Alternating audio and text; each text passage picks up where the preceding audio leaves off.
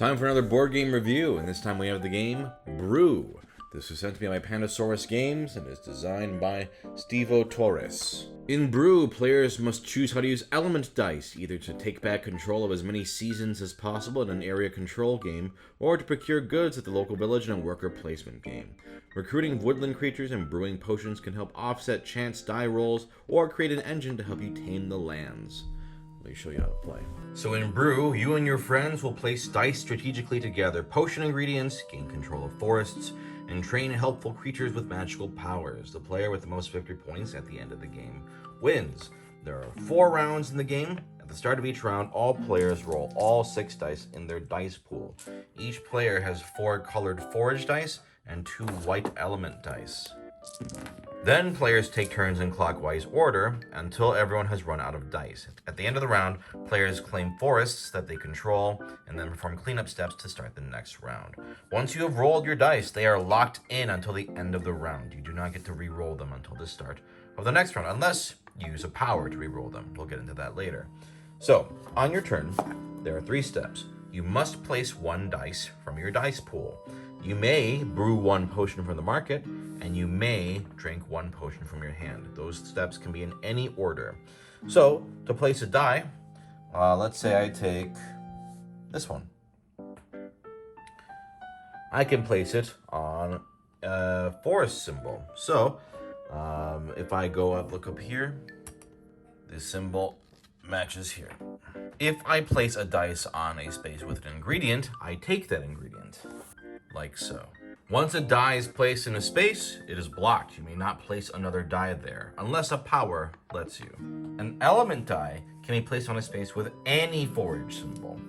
It can be placed on a village space with a matching element symbol as well. So, with this wind die here, I could place it on this space, which would let me gather one of these and reveal and reserve a potion. Or I could put it on any forest space, like maybe here. Then I would get the mushroom.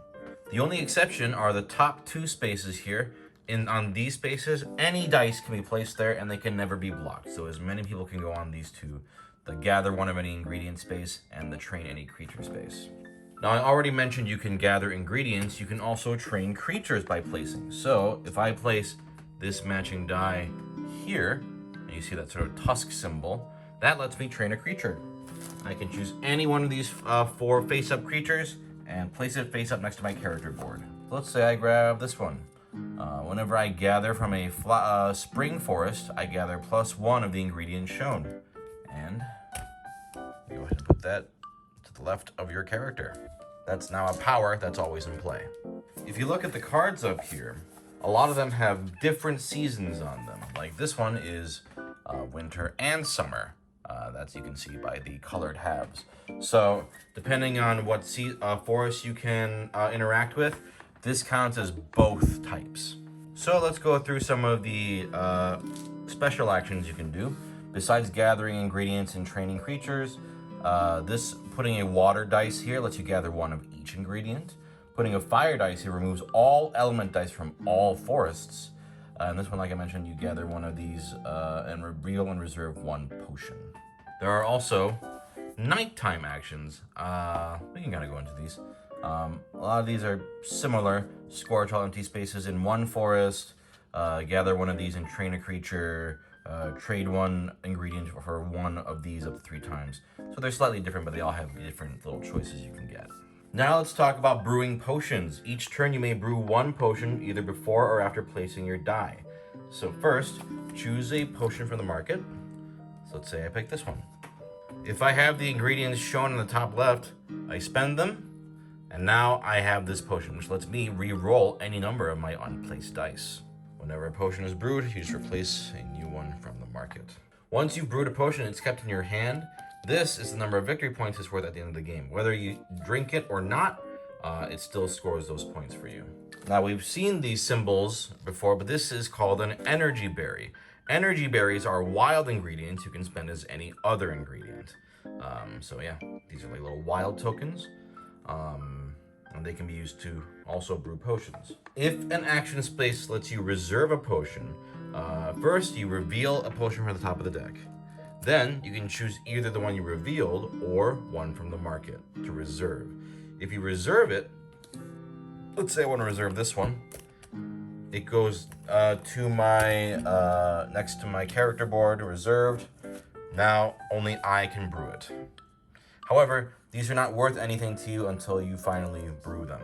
Then, once after you've brewed a potion, you can drink it to use its power. Each turn you can drink one potion from your hand. So this one would let me move any placed forage die to any empty forage space. Or this one, swap any 2 placed forage dice with the same symbol. This one lets you scorch any empty forest space. We'll get into scorching later. This one lets you remove a placed element die. So they all do different things. Now, once you have placed all your die, you are done for the rest of the round. At the end of the round, each player will claim forests they control. We'll get into that in a second. You can use any creature powers you have. Check for the game end to see if the forest deck is empty. If it's not, you reset everything, get your dice back, flip the board over to the opposite side, and reveal new forest cards. So let's go into the whole controlling forests thing. If you control a forest at the end of a round, you get to claim it and score its points at the end of the game. You control a forest if both of the following are true. If you have more forage dice in the forest than each other player individually, and you have more forage dice in the forest than the total number of element dice there.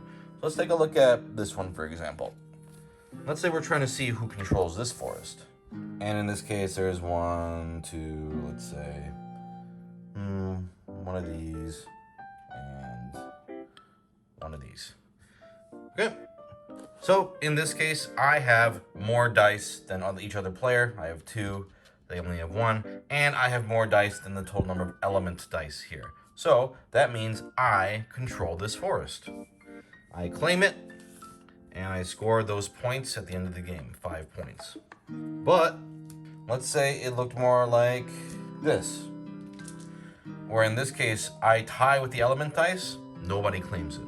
Each forest that nobody controls, because there's either no dice there or players are tied, are discarded from the row.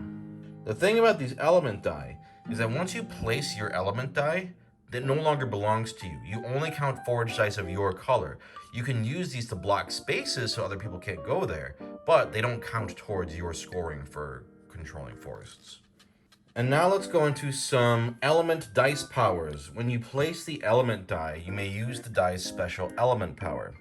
Water, when you place it on something, will let you gather 2 plus 2 of that ingredient. So if I place it on here, I don't get just 1 mushroom, I get 3 mushrooms. A fire die can be placed on top of another placed die in a forest. I can gather or train from that space as if it was empty. Any die that is covered by this die no longer counts. So let's say this dice was here. I place a fire die on top of it. Not only do I get a mushroom, now this red die doesn't count anymore. The wind die, you can place this die on a forest space where you previously placed one of your own forage die in order to return that die to your dice pool. So again, let's say this was here. I can place it here, get a mushroom, and this die goes back to my pool. So I can use it again.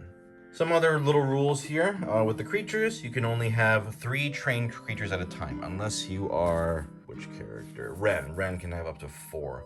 In fact, let's get into these character powers real quick. Lalo, when placing a forage die in a forest, you may spend 1 magic berry to place on top of any other die. Lyric, when brewing a potion, the first energy berry you spend counts as 2 ingredients. Mila, when claiming forests, once per round you may spend 2 energy berries to claim a forest where you are tied for control. And Ren, you may spend 1 berry to treat it as a training creature space instead, when you place on any ingredient space, and you may have up to 4 active creatures. So let's kind of go over what some of these can do. When you claim an autumn forest, you just get 2 points. When you gather 1 or more of these orange ingredients, trade 1 orange for 1 miracle berry. They're not called miracle berries. I'm just gonna call them miracle berries. Or this one, on your turn, you may change any of your unplaced elements to wind.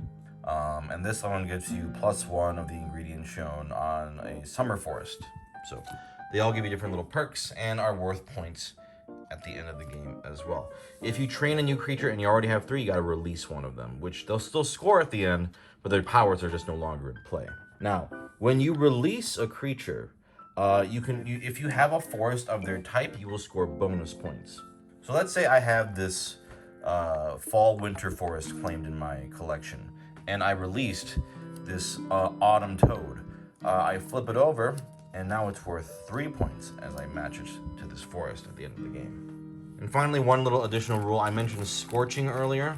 If something lets you scorch a spot, you place one of these fire tokens on that space, and then no one can go there. So if I scorch this, it's gone. It doesn't count anymore for anybody. Otherwise, that's pretty much the game. At the end of the game, you score all your brewed potions, all the forests you claimed, any released creatures, victory points, and any leftover ingredients are 1 for every 3 leftover ingredients at the end.